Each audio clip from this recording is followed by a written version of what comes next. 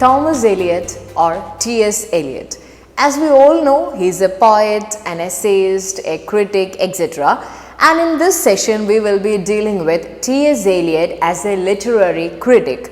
And this will be our last video on the basis of Victorian age critics. So about T.S. Eliot, he is a prominent critic. He called himself a classicist in literature. So you might be very familiar with T.S. Eliot. In British literature, we have discussed the important works, important poems, important plays and the important fiction works written by T.S. Eliot. So about Eliot, we all knew that he is actually a person who modeled or who actually groomed the modern literature. But as a critic, let's make him or let's categorize him into Victorian age critics for you to understand it properly.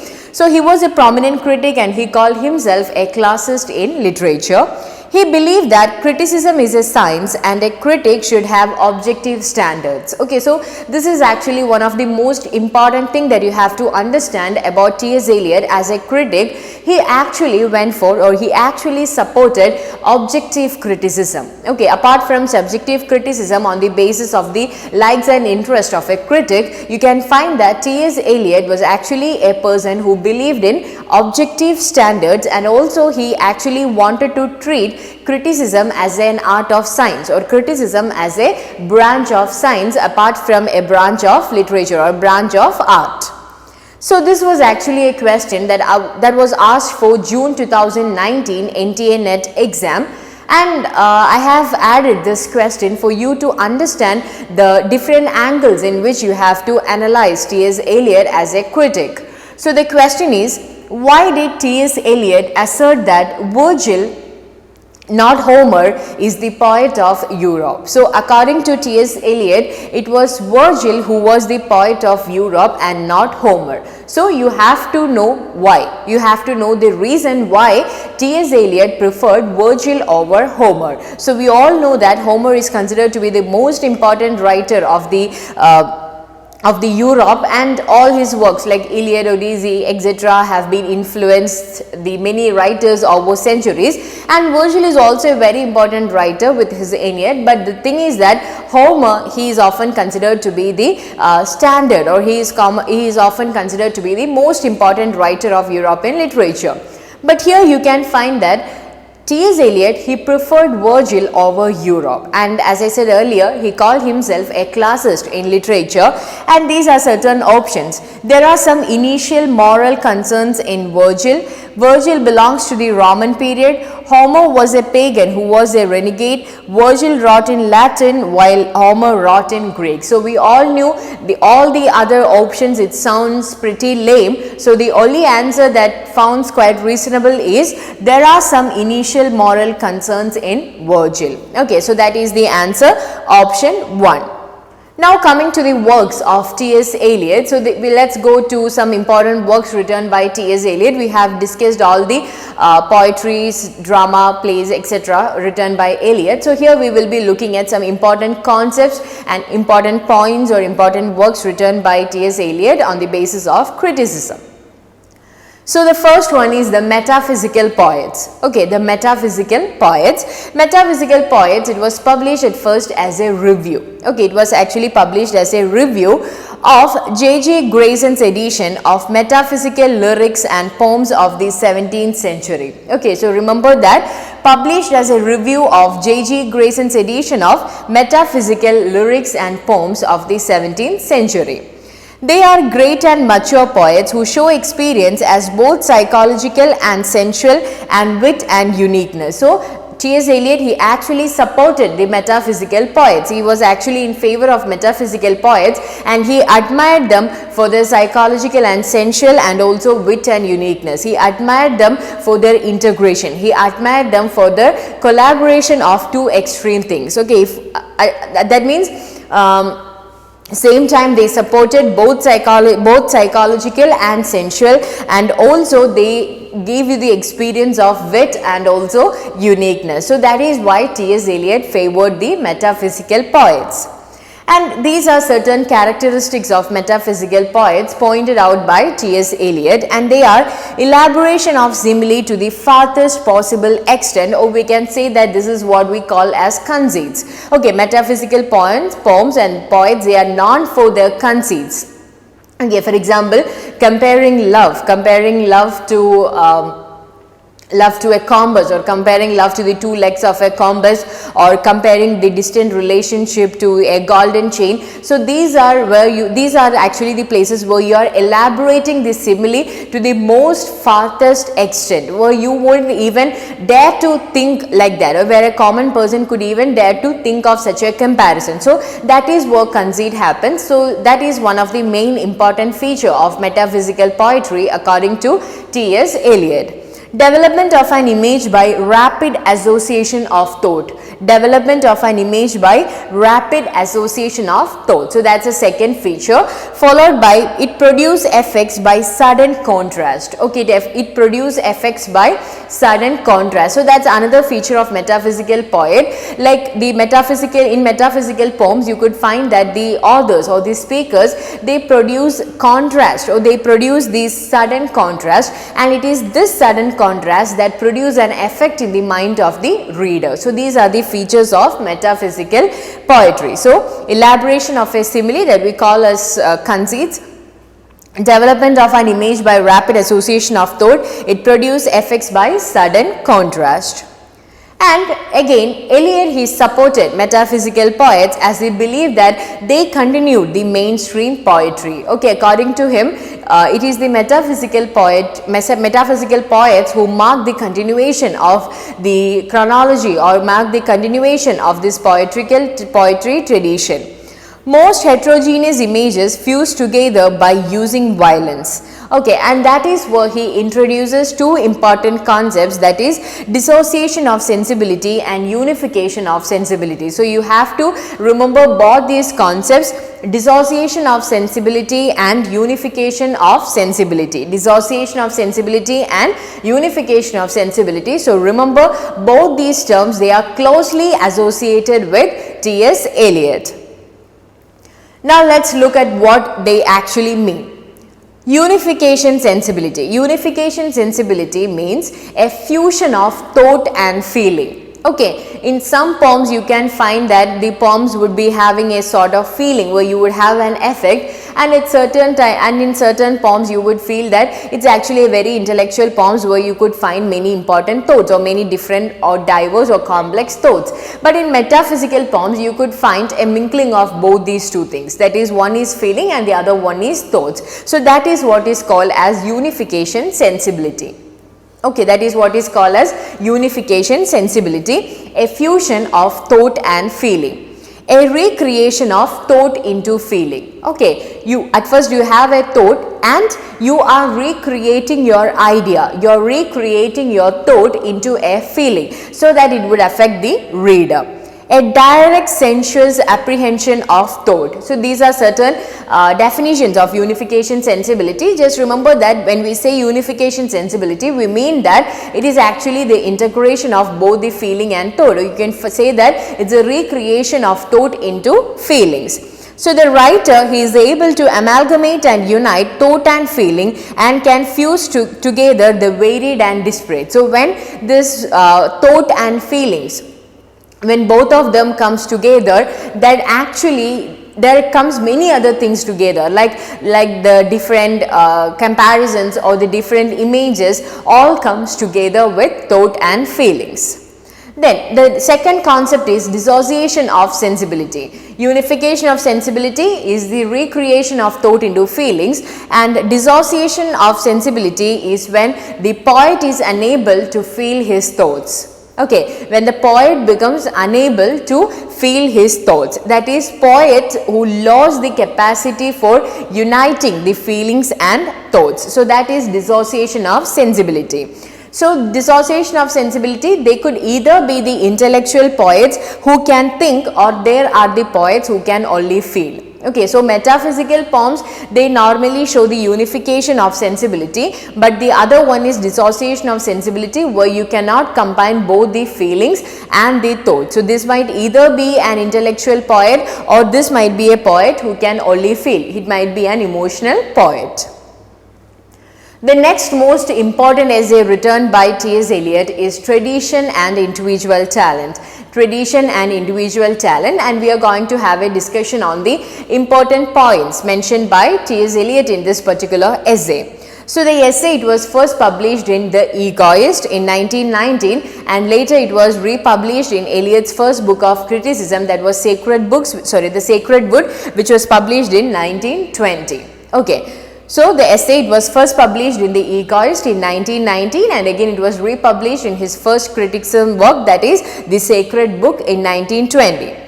It formulates Eliot's influential conception of the relationship between the poet and the preceding literary tradition. So throughout this essay, you would get an idea about how much T.S. Eliot wanted each and every author to have a knowledge of their tradition. Okay, and it speaks about the relationship between a particular work and the work that precedes it. Okay, and when a new work is published, we often put this work into a group of works. So this often shows the relationship that this work has with the rest of the works that were published until then. So tradition is a matter of much significance. So in Tradition and Individual Talent, the first point that he brings out is the importance of tradition and the importance of the writers understanding and digesting this tradition. So according to him, tradition is not something that can be inherited, but it is something that is obtained through great labor. Okay, so tradition is not something that comes with you when you are born, but it is something that you do by a great labor. Okay, it is something that you hard work on. It involves a historical sense, which we may call nearly indispensable to anyone who would continue to be a poet beyond his 25th year, and the historical sense involves a perception not only of the pastness of the past but of its presence. Okay, just understand that when he say tradition, when he say that this tradition is something that is attained through great labor, he means a historical sense. Okay, and this historical sense is understanding that the past writing, it has a significance in the presence. Okay, so that's the last line, the pastness of, not only the pastness of the past but also of its present. So when we say that when we say about a historical sense, it's actually a perception where you are understanding about the importance of the past works in the present time. Okay.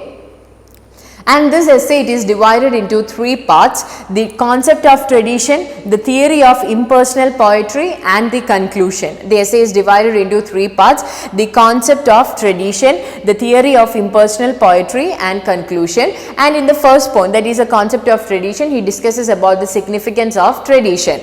And in the second one, that is the theory of impersonal poetry, he tries to bring the importance of the impersonality that a writer should acquire while he is writing. So we all know about the objective criticism of T.S. Eliot. So he believed that a writer, he should be like a catalyst. Okay, if you are familiar with science, you might also be familiar with a catalyst. So catalysts are actually the chemical substances that we put up in a solution in order to make it faster and also in order to shape it. But in the outer product, you wouldn't be finding any sort of characteristics of this catalyst. Okay, the catalyst, after turning this initial solution to the final solution, it just disappears, it just dissolves. Okay, you couldn't find a trace of this catalyst. So that is what, according to T.S. Eliot, should be the role of a poet. He should be like a catalyst. He shouldn't show his personal side in the final output. In September 2020, there was a question: which two of the following plays are mentioned in T.S. Eliot Traditional and Individual Talent? Agamemnon, Antigone, Othello, and Dr. Faustus. So in individual, tradition and individual talent, you can find that he takes the example of two incidents. One is the murder of Agamemnon, and the second one is the agony of Othello. So murder of Agamemnon in Antigone and the agony of Othello in Othello, and in both these works he tries to bring this as an example to show the intensity of artistic process under which the fusion of a creation happens. Okay, he shows the agony, he shows the miserability of Othello and shows that you couldn't find the miserability of Shakespeare. There is no Shakespeare in the in the outer solution, or in the product of Othello you couldn't find a Shakespeare, but all what is present is this agony of Othello. So he shows the examples of both these work in order to show this impersonality theory. So the answer is option 2, it is Agamemnon and Othello. And then comes the other essay of T.S. Eliot, that is Hamlet and His Problems. Hamlet and His Problems is an essay written by T.S. Eliot in 1919 that offers a critical reading of Hamlet, and we have to look at this work because he introduces different concepts in this work. And the essay first appeared in Eliot's The First Book of Criticism, the Sacred Book, the essays on poetry and criticism, which was published in 1920.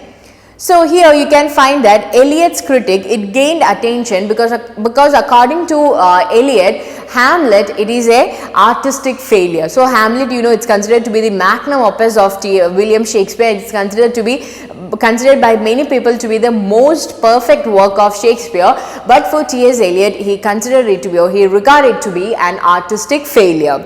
So Eliot, he also popularized the concept of objective correlative. That's another important concept that you have to remember. Objective correlative, a mechanism used to evoke emotion in an audience, and according to him, this objective correlative you couldn't find in this particular Hamlet. Okay, so objective correlative means, for example, if you take a thriller movie or if you take a horror movie, there would be certain things that they put, and this is actually to bring about the emotions or bring about the evoke the emotion in the audience. Okay, when you couldn't get afraid of a movie, that actually shows that the movie is an artistic failure because it failed at evoking the response in the audience. Okay, so that is what is called as objective correlative. So the term was actually coined by Washington Allston, and it actually shows the complete adequacy of the external to the emotions. Complete adequacy of the external to the emotions. We are not replying or we are not responding to the emotions. Evoking particular emotion by means of symbol which became indicative of that emotion and are associated with it. For example, if you feel sad, you have to cry. Okay. But there would be certain occasions where you couldn't cry, where you would have this, where you would be emotionally unavailable. Okay, that's actually what this theory or concept means. In June 2019, there was a question based on this particular concept. Which of the following statements best describes T.S. Eliot's assertion that Shakespeare's Hamlet is an artistic failure? Okay, so you have to identify on what ground does T.S. Eliot regard Hamlet to be an artistic failure. Hamlet's emotion is not adequately objectified. Hamlet's feelings far outweigh the release of his emotions. Hamlet's obsession should have been with the representational limits. Hamlet's indecisiveness slows the steady progress of action. So the answer is option 1, that is Hamlet's emotion is not adequately objectified. You couldn't feel or you couldn't find the emotions of Hamlet, or that means William Shakespeare, he was a failure in portraying the emotions of Hamlet through different objects. Okay, so that is why T.S. Eliot regarded Hamlet to be an artistic failure. Hamlet's feeling far outweigh the release of his emotions, and this can be an example of a objective correlative. But the other options, they all sounds lame.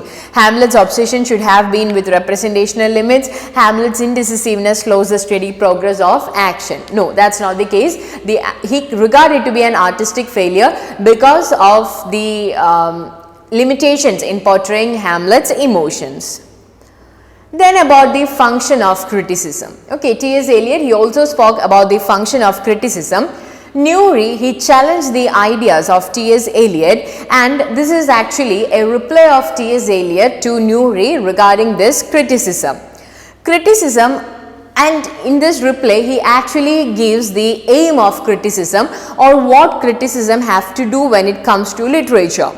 Criticism has the goal to give a proper explanation to a literary text. So, according to T.S. Eliot, the function of criticism is to properly explain a literary text, and all the critics, they should participate in order to critique a particular text. Okay, that means according to him, criticism is actually should not be considered as an enemy of a literary text, but through criticism we are technically explaining this particular work, and every critic should cooperate in order to understand this. So, these are the functions of criticism according to T.S. Eliot. So, that's all for this video. So, while you are preparing for T.S. Eliot, you have to place him at two banners, one under fiction, that is, he was a poet, he was a drama playwright, etc., and at the same time you also have to place T.S. Eliot under literary criticism. Okay, and you have to look at the important works written by T.S. Eliot regarding